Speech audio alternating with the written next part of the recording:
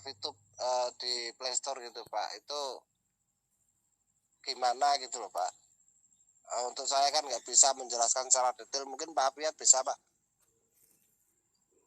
Yang jelasnya kayak tadi Pak In, bahwa fenomena muncul itu jangan ditangkapin.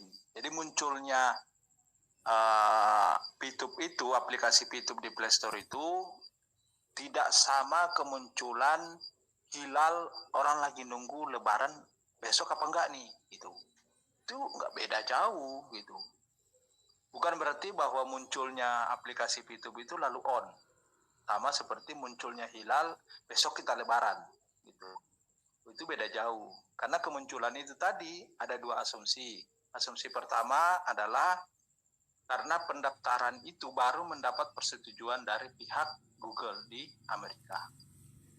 Itu baru dapat persetujuan. Jadi udah terlanjur masuk ya permohonan untuk dinaikkan di Play Store ya, baru di ACC baru muncul tuh. Tapi orangnya udah nggak ini lagi kan gitu. Karena kan sempat muncul lalu turun. Kan mereka daftar itu tahun 2019.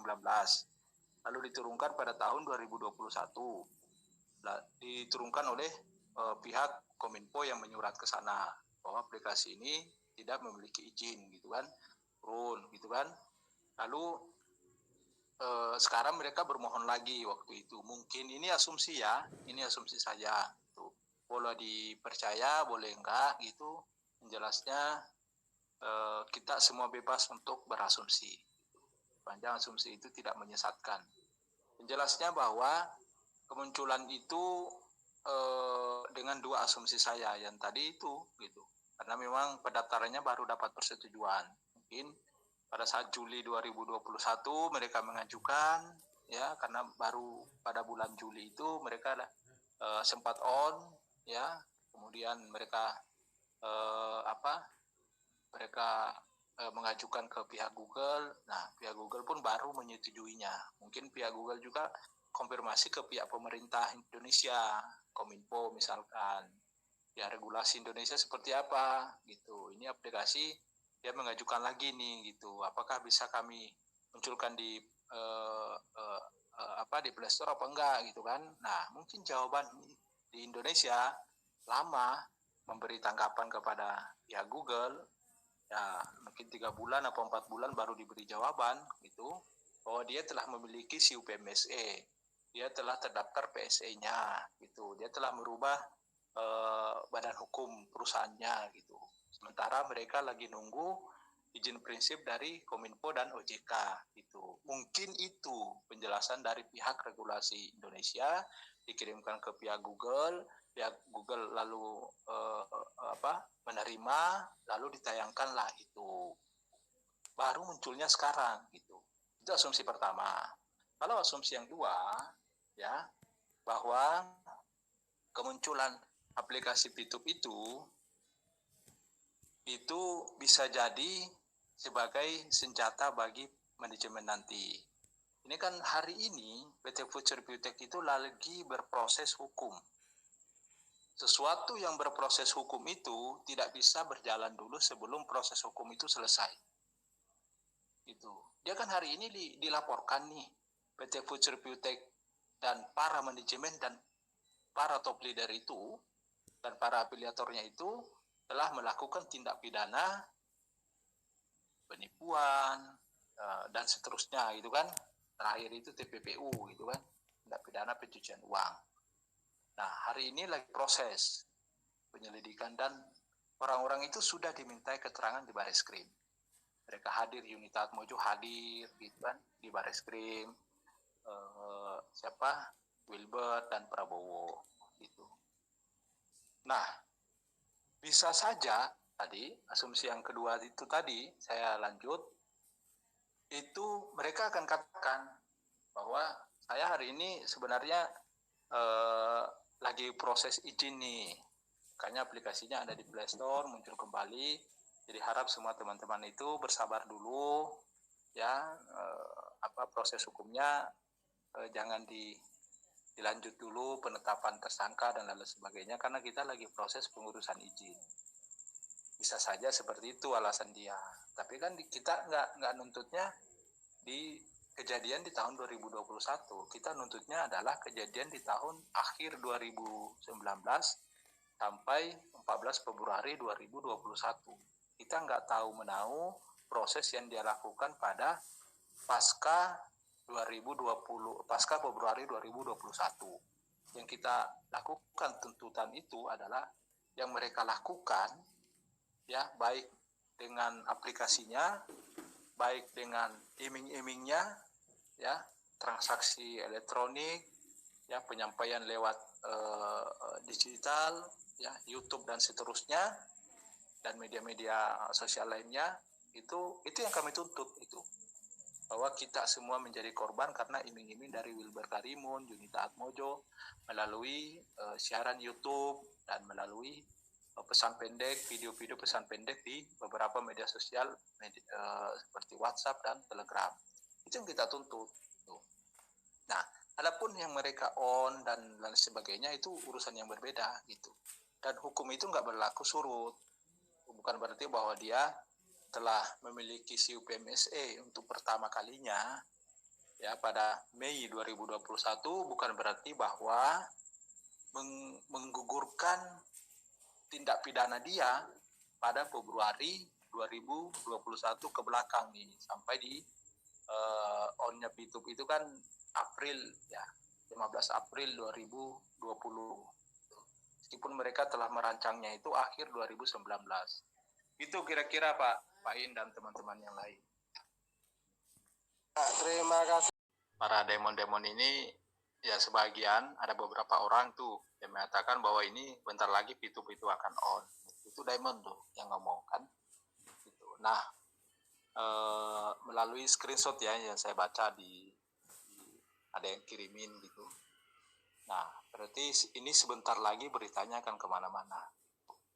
Nah, tujuan kami kenapa buka obrolan pada malam hari ini, supaya Bapak dan Ibu semua itu sadar bahwa ketika itu muncul di konten-konten kreator itu, dibahas soal itu bahwa ini udah muncul nih di Play Store, bentar lagi akan on PITUB-nya, ini sabar ya, itu supaya teman-teman itu sudah memiliki bekal bahwa apa yang disampaikan teman-teman yang ada di SPI itu, ya, dengan apa yang disampaikan di teman-teman di konten kreator itu, ya, Bapak Ibu itu kan bisa membandingkan tuh, gitu. Ini benar nggak ini? Nah, sampai hari ini semua asumsi kita sejak PITUB itu di take down sampai hari ini, semua asumsi yang telah kami sampaikan, yang telah kami utarakan di SPI melalui obrolan itu semua benar.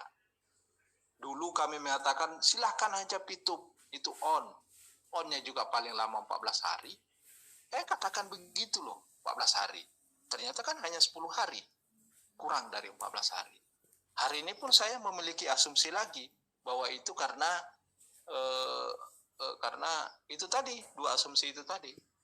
Bisa benar, bisa Anda percaya, ya, dan boleh Anda berpendapat yang lain, yang berbeda dengan saya. Jadi, ketika nanti disampaikan oleh para konten kreator itu, Bapak Ibu semua itu udah bisa membandingkan gitu. Wah, ini ada dua sumber informasi yang berbeda nih, sangat kontradiktif. Penjelasan dari SPI seperti ini, penjelasan dari konten kreator ini seperti ini, silahkan Bapak Ibu semua menyimak, ya, dan kedua-duanya boleh diuji. Yang benar yang mana nanti. Kira-kira begitu tuh. Karena selama ini apa yang disampaikan konten kreator itu, kami selalu membantah. Mengatakan bahwa ada tim 9, mengatakan bahwa ada investor 3 triliun, semuanya kami bantah. Bohong kalau ada investor 3T. Bohong kalau ada tim 9. Bohong kalau manajemen itu bekerja. Semuanya kami bantah. Dan hari ini memang benar-benar nggak ada pergerakan. Dan sampai hari ini pergerakan dari manajemen PITUB itu nggak ada. Silahkan aja dicek. Alasannya kuat. Ketika memang benar-benar PITUB itu adalah satu bisnis jangka panjang dan ada progres yang sedang berjalan, misalkan perizinan dan mencari dana investor, maka tidak mungkin channel MFBS itu dihilangkan dari YouTube. Semua video-video itu kan di take down semua tuh sama mereka. Itu menunjukkan bahwa pernyataan Wilbar Karimun di Bareskrim itu bahwa PITUB itu scam, itu memang benar. Meskipun itu nggak ada buktinya bahwa PITUB itu Wilbar itu mengatakan PITUB itu scam. Memang benar, tapi faktanya sebagai founder daripada channel MFBS itu, My Future Business School, itu video-videonya di take down itu menunjukkan bahwa Wilbar sedang cuci tangan. Mudah saja kok gitu. Ketika kita mau menggunakan logika kita, mudah saja kita menebak arahnya kemana. Gitu. Mudah saja kalau teman-teman itu menggunakan logikanya. Kecuali kalau logika teman-teman itu terus dicocokin sama mereka itu, ya Anda tidak akan bisa membedakan mana coklat, mana tai gitu kan, gitu. Anda nggak bisa membedakan gitu mana perak, mana emas gitu kan, karena semuanya sama saja gitu. Nah kalau kami, kali lagi saya ulangi, satu kata yang keluar dari mulut Wilbar itu saya nggak percaya. Satu kata yang keluar dari mulut Yunita dan Prabowo itu saya nggak percaya. Karena dia telah berulang-ulang kali membohongi saya dan teman-teman saya. Nggak ada dasarnya saya bisa percaya sama dia. Orang semua bohong kok yang disampaikan. Jadi ketidakpercayaan saya kepada seseorang itu sangat cukup beralasan gitu. Tapi ketika saya melaporkan dia, bukan berarti saya benci sama Prabowo, bukan benci saya sama Wilbar, bukan benci sama Yunita, bukan. Saya nggak benci kepada orangnya. Saya benci kepada sifatnya. Gitu. Saya benci kepada sifatnya. Jauh sebelum waktu itu kita melapor di Bareskrim, kami mengundang kok. Kami mengajak untuk kita berdialog, berdiskusi dulu. Apa tanggapan Wilbar itu di channel itu? Dia sampaikan, gak usah lah, katanya ada SPI yang mau membantu kami, gak usah, kami mampu kok. Buktikanlah hari ini. Mungkin teman-teman ada yang pernah melihat tuh omongan si Wilbar seperti itu. Dia sebut nama serikat gitu kan. Hari ini kemana dia? Kan gak ada. Gitu. Jadi apa yang kami lakukan ini sama sekali adalah untuk menuntut hakan. Kira-kira gitu Pak In dan teman-temannya Pak. Ya, terima kasih Pak Fiat. Mungkin bisa. Ya ini saya ketinggalan berita juga. Mau bertanya itu aplikasi munculnya VTube di Play Store sejak kapan? Beritanya dari mana? Biasanya kan ada itu pemberitahuan dari website VTube. Itu dirilisnya aplikasi VTube di Play Store sejak kapan dan beritanya itu dari mana? Ya, Pak Fiat silakan dijawab Pak Fiat. Saya sendiri juga belum tahu untuk muncul atau belum itu untuk aplikasinya. Tadi tersiar berita bahwa YouTube muncul di Play Store. Itu kemarin Pak In munculnya. Ya kemarin tuh tanggal itu dia muncul pada saat orang lagi asik berlebaran itu pukul 00 gitu. Padahal website dia kan nggak diperpanjang gitu. Jadi saya meyakini bahwa asumsi saya itu benar gitu. Karena website dia kan nggak diperpanjang tuh, yang berakhir April kemarin. Ya 9 April kemarin kan website mereka itu berakhir, sepertinya nggak diperpanjang gitu. Nah pada bulan Mei kok tiba-tiba muncul tuh di Play Store. Itu menunjukkan bahwa itu diajukannya beberapa bulan yang lalu tiba-tiba muncul gitu. Itu kira-kira.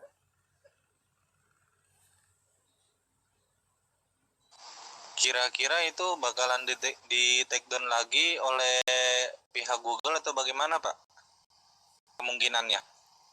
Jadi kalau pihak Google itu yang bisa nurunkan satu aplikasi itu kan ada dua tuh. Yang pertama adalah developer itu sendiri, maksudnya yang mendaftarkan lalu dia turunkan kembali. Kemudian yang kedua adalah pihak pemerintah atau pihak regulasi di satu negeri gitu, satu negara itu yang menyurati pihak Google. Ini cabut nih, dia telah melakukan tindak pidana dan sebagainya gitu. Itu diturunkan gitu. Nah, diturunkan pertama itu karena ada surat dari pihak pemerintah, pihak regulasi kita itu menyurat ke Google, gitu kan. Kemudian turunlah, di-take-down-lah dari Play Store. Nah, kemudian muncul lagi kembali. Nah, kalau sekarang, apakah di-take-down lagi atau tidak, itu nggak ada masalah. Dia berada tetap stay di situ sampai setahun, 2 tahun, 3 tahun, itu nggak ada masalah. Gitu. Yang bermasalah itu ketika dia melakukan aktivitas. Ketika dia beroperasi, itu yang jadi masalah. Sama misalkan, Anda tidak memiliki SIM, ya, atau mobil Anda tidak ada STNK-nya. Anda berada di atas mobil. Selama Anda nggak mengendara di jalan raya, nggak ada masalah. Ketika Anda naik di jalan raya, Anda bermasalah. Sama seperti ini. Ketika aplikasi itu, APK itu ada di Play Store, stay di sana, itu nggak ada masalah. Ketika dia melakukan beroperasi, ya, ketika dia melakukan operasi, ya, mendownload lagi dan lain sebagainya, gitu, ya, itu pasti akan kena masalah lagi. Gitu. Kecuali kalau sudah memiliki izin, gitu loh, Pak. Kira-kira begitu. Tai memang barang remeh, tapi tai tidak bisa dianggap sepele. Tai memang tanpa harga diri, tapi tidak ada yang berani menginjak-injak tai. Tai mengajarkan kita keikhlasan yang hakiki. Ketika tai diminta pergi, tai tak berharap untuk kembali.